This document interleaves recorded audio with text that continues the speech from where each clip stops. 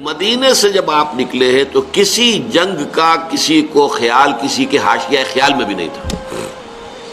پیش نظر تھا اس قافلے کا راستہ روکنا کہ جو آ رہا تھا شام سے واپس ابو سفیان کی سرکردگی میں.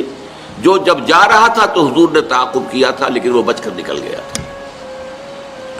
اسی لیے کسی نے اہتمام نہیں کیا کہ وہ اسلحہ ساتھ لے. اندازہ تو کیجئے 313 افراد میں سے صرف 2 کے پاس تلواریں تھیں. اسلحہ بھی نہیں لیا. کیا کرنا؟ قافلے کو جا کر جو ہے روکنا ہے، قافلے کو لوٹنا ہے، کہہ لیجیے. لہذا کو ہمارے چینل روشنی خطاب کو سبسکرائب کریں. ڈاکٹر اسرار احمد رحمت اللہ کے لیے سورہ فاتحہ اور کامنٹ میں آمین لکھیں. کثیر تعداد جو بھی گئی ہے وہ اسی خیال سے نکلی اور اس میں کوئی بری بات نہیں ہے. باطل سے گویا کہ جنگ تو پہلے دن سے شروع ہو گئی تھی. جیسے ہی حضور نے کہا لا الہ الا اللہ، آپ کے اوپر تشدد شروع ہو گیا، بات ختم ہو گئی. تصادم تو ہے، صرف یہ ہے کہ پہلے وہ تصادم ذہنی اور فکری سطح پر تھا صرف، یا وقت یک طرفہ تشدد تھا اس میں کہ مسلمانوں کو اجازت نہیں تھی جوابی کارروائی کرنے کی. اب یہ تصادم 2 طرفہ ہے. اینٹ کا جواب پتھر سے دینے کا موقع آ گیا، مرحلہ آ گیا. اور اس انقلاب کی تکمیل کے لیے انگریزی میں ایک لفظ آتا ہے پش. ایک تو PUSH پش، کسی چیز کو دھکا دینا. ایک ہے PUTCH. یہ پش جو ہے یہ ہے کسی بھی مہم میں پھر آخری حلہ بولنا. تو یہ پش جو ہے انقلابی جدوجہد کا فائنل پش جو ہے وہ ہے یہ آرم کانفلکٹ. اور اس کا بھی آغاز اس ایکٹیو ریزسٹنس کے نتیجے میں جو حضور نے 1 سال تک جاری رکھا، اس کے نتیجے میں یہ 1000 کی فوج نکلی. حضور جب اپنے 313 ساتھیوں کو لے کر تقریباً درمیان میں تھے مدینے اور بدر کے، وہاں حضور کو وحی کے ذریعے سے اللہ نے اطلاع دے دی کہ مکے سے ایک لشکر بھی چل چکا ہے، بڑا طاقتور لشکر. اور ساتھ ہی اے محمد صلی اللہ علیہ وسلم، ہمارا وعدہ ہے کہ ایک تو وہ جو اوپر سے قافلہ آ رہا ہے شمال سے، اور ایک جو جنوب سے آ رہا ہے لشکر، ان 2 میں سے ایک پر ہم ضرور مسلمانوں کو فتح دے دیں گے. یہ وحی جب حضور پر آ گئی اور آپ کو اطلاع مل گئی کہ مکے سے تو قریش کا ایک فوج نکل آئی ہے، مسلح، کیل کانٹے سے لیس، پوری تیاریوں کے ساتھ. اب آپ نے ایک مجلس سے مشاورت منعقد کی اور آپ نے مسلمانوں کے سامنے یہ مسئلہ رکھ دیا کہ دیکھو ہم نکلے تھے اس کام کے لیے، لیکن اب صورت اللہ تعالیٰ کی طرف سے یہ پیش آ گئی ہے. وہ قافلہ بھی آ رہا ہے اور ادھر سے لشکر بھی آ رہا ہے، اور اللہ کا وعدہ ہے ان میں سے ایک پر لازماً اللہ ہمیں فتح عطا کر دے گا.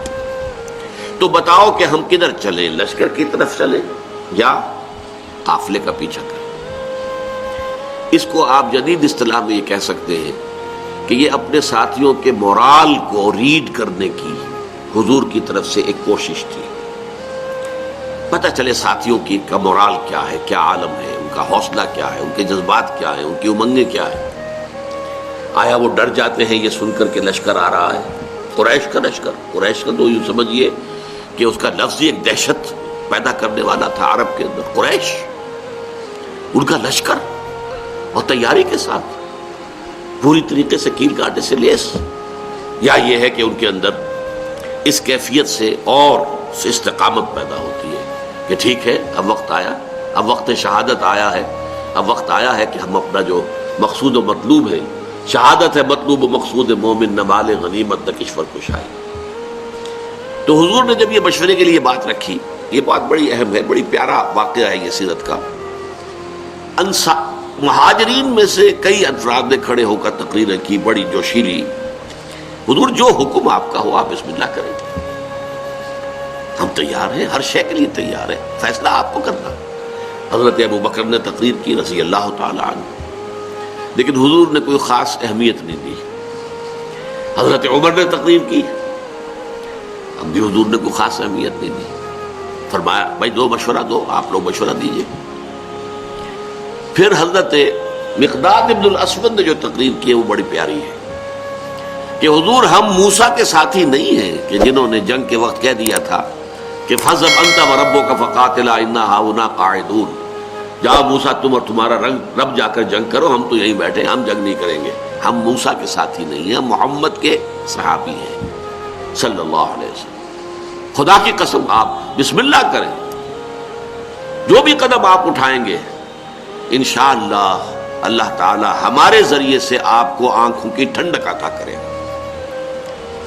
حضور ان کی بات کو بھی کوئی خاص اہمیت نہیں دے رہے، پھر فرما رہے ہیں اشیرونی، مجھے مشورہ دو بھائی۔ اب یہ بات جو ہے انصار کی سمجھ میں آ گئی کہ حضور کا روح سخن ہماری جانب ہے، کیونکہ انصار سے جو معاہدہ ہوا تھا بیعت عقبہ ثانیہ میں، وہ یہ تھا کہ اگر مدینے پر حملہ ہوگا تو ہم آپ کی حفاظت کریں گے اپنے اہل و عیال کی طرح۔ ابھی مدینے پر حملہ نہیں ہوا تھا، بلکہ حضور آگے بڑھ کر نکل آئے ہیں مدینے سے، اور جنگ مدینے سے باہر ہو رہی ہے۔ تو گویا کہ اسٹرکٹ سینس میں انصار پابند نہیں تھے اپنے اس معاہدے کی روح سے کہ حضور کا ساتھ دیں، اور ظاہر بات ہے کہ اب جو سچویشن پیش آ گئی تھی، صرف مہاجرین کی نفری کافی نہیں تھی، 80-85 مہاجری تھے، باقی سب کے سب تو انصار تھے، ان میں 313 وہ کفایت نہیں کرتے تھی اس سچویشن جو اس وقت پیش آ گئی ہے۔ لہذا حضور بار بار کہے ہیں تو سمجھ گئے۔ حضرت سعد بن عبادہ کھڑے ہوئے رضی اللہ تعالی عنہ، بڑی پیاری تقریر ہے ان کی یہ، کأنک تعنینا یا رسول اللہ، اے اللہ کے رسول شاید آپ کا روح سخن ہماری جانب ہے، فإنا آمنا بک وصدقناک، تو ہم تو آپ پر ایمان لا چکے ہیں، وہ بیعت عقبہ والی بات کو آپ بھول جائیے۔ جب اب ایمان لے آئے، اپنے آپ کو اللہ کا رسول اور نبی مانا ہے، تو ہمارے لیے آپشن کون سا ہے؟ We don't have any option۔ خدا کی قسم اگر آپ اپنی سواری سمندر میں ڈال دیں گے، ہم سب کے سب آپ کے پیچھے سمندر میں اتر جائیں گے، اور خدا کی قسم اگر آپ ہمیں حکم دیں گے تو برق الغماد تک پہنچ جائیں گے، یمن کا ایک شہر، اور اپنی جو سواریاں ہیں یہ اونٹ اور اونٹنیاں انہیں اس طویل سفر کی وجہ سے لاغر کر دیں گے، لیکن آپ جہاں حکم دیں گے آپ بسم اللہ کیجیے۔ اس پر آتا ہے کہ حضور کا چہرہ کھل اٹھا، خوشی کے اور بشاشت کے آثار، کہ یہ جو جماعت میں نے تیار کی ہے اتنی محنت سے، دعوت اور تربیت اور تنظیم کے مراحل جو میں گزار کے لایا ہوں، یہ جماعت اب تیار ہے فی الواقع اس آخری مرحلے میں داخل ہونے کے لیے، اب ہم پوری طریقے سے فٹ ہیں۔ اس پر آپ کے چہرے پر بشاشت ہے۔ اس کے بعد آپ نے کہا تو چلو پھر بدر کی طرف۔ اب یہ میں آپ سے عرض کر چکا ہوں کہ وہ قافلہ تو بدر کی وادی میں داخل ہی نہیں ہوا، ابو سفیان اس کو لے کر پہاڑی سلسلے کے ادھر مغرب کی طرف سے ہوتے ہوئے ساحل سمندر کے ساتھ ساتھ لمبا سفر کر کے بچ کے نکل گئے۔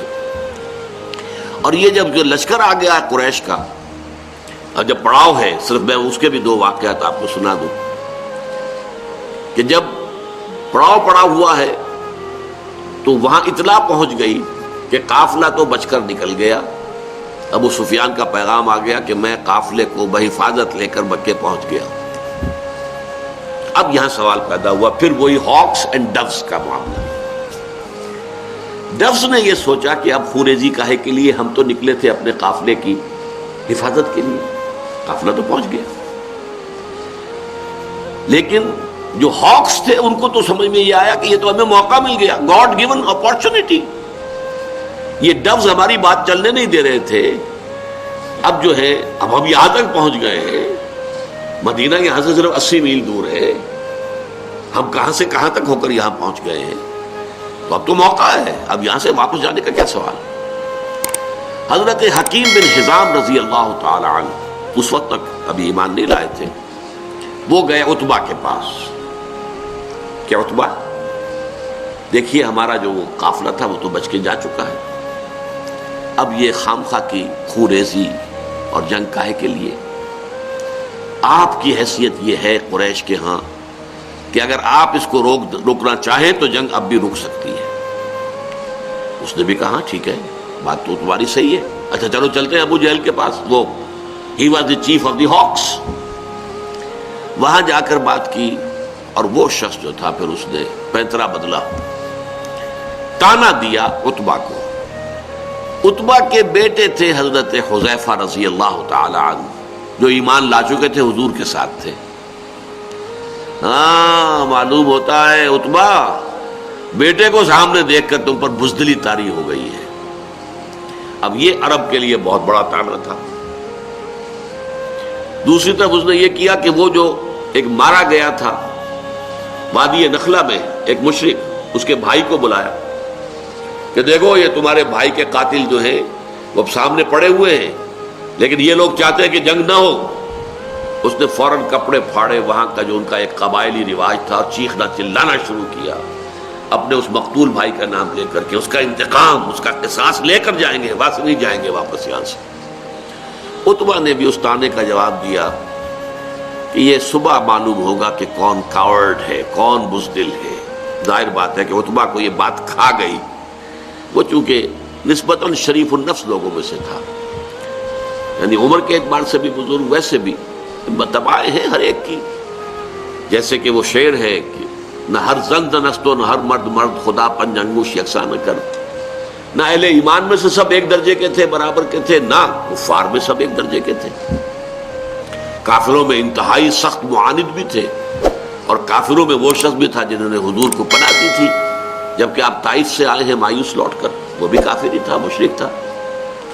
اور ظاہر بات ہے کہ ابو طالب بھی تو کفر ہی کی حالت میں دنیا سے گئے ہیں، لیکن حضور کی مدد کرتے رہے، آپ کو سہارا دیتے رہے. تو ہر طرح کے لوگ ہوتے ہیں.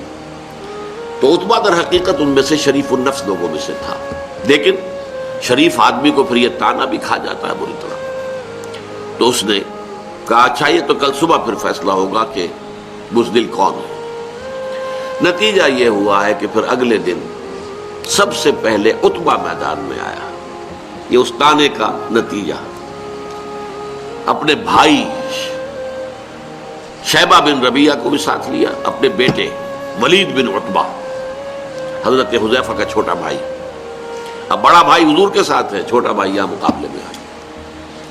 یہ نکلے جیسا کہ پرانے زمانے میں رواج تھا، مبارزت، چیلنج کیا، آئے کوئی ہمارے مقابلے میں. ادھر سے 3 انصاری صحابی نکلے.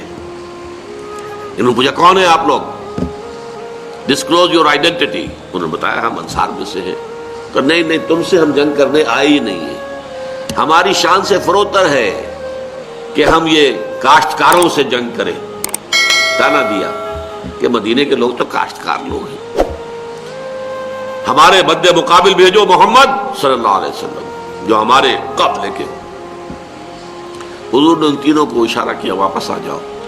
اب حضرت حذیفہ نکلنے لگے باپ کے مقابلے کے. حضور نے روک دیا. حضور کی شفقت و رحمت نے اسے گوارا نہ کیا کہ باپ بیٹے کے مقابلے میں آئے اور بیٹا باپ کے مقابلے میں آئے. لیکن پھر بہرحال 3 نکلے، حضرت حمزہ عتبہ کے مد مقابل، حضرت علی اور حضرت حارثہ ابن عبد المطلب. بن مطلب، عبد المطلب نہیں، یہ 3 قرشی نکلے. ہاں انہوں نے جب بتایا کہ ہاں ٹھیک ہے اب ہمارے مقابلہ جو ہے برابر کی چوٹ کا ہے. بہرحال نتیجہ کیا نکلا کہ تینوں کو واصل جہنم کیا. اگرچہ حضرت حارثہ جو تھے وہ بھی زخمی ہو گئے، تلوار کا وار ان کی ٹانگ پر پڑا، ٹانگ کٹ گئی تو گر گئے. لیکن پھر جس سے مقابلہ ہو رہا تھا حضرت علی نے اس کو بھی واصل جہنم کیا. یہ جو ہے جو زخمی ہو گئے تھے یہ واپس جاتے ہوئے جبکہ بدر سے جا رہے تھے حضور فتح مند ہو کر مدینے کی طرف، تو درمیان میں ان کا انتقال ہو گیا. تو ان کے سمیت 14 صحابہ جو ہیں شہید ہوئے، جبکہ 70 قرشی کھیت رہے، واصل جہنم ہوئے. اور ان 14 میں سے کوئی بھی نمایاں شخص نہیں تھا بہت بڑا، اور وہ سارے کے سارے چوٹی کے لوگ تھے، تمام سرداران قریش، اور 70 کو قیدی بنا لیا. تو یہ گویا کہ اللہ تعالیٰ نے پھر اس کو سورہ انفال میں یوم الفرقان قرار دیا. یعنی ابو جہل کی بات کو الٹ کر کہ جو اس نے کہا تھا یہ یوم الفرقان ہوگا، واقعی یہ یوم الفرقان ثابت ہو گیا.